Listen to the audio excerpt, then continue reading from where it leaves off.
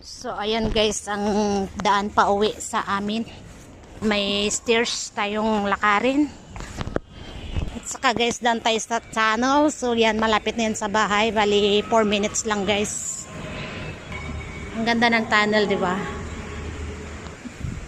Kapag malamig yan, yung mga iba, yung may mga jowa dito yan sila nagdidip.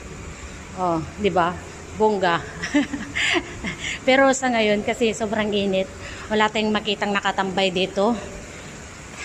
Kasi hindi talaga kaya yung init, sobrang init talaga. So, hanggang dito lang muna ang ating video guys. See you tomorrow pag day 6 natin, kung kaya pa natin mag-walking na kung kaya natin mag-walking na mag-isa kasi lagi na lang tayong mag-isa sa buhay. Charot! May pahugot pa. See you guys. Thanks for watching and don't forget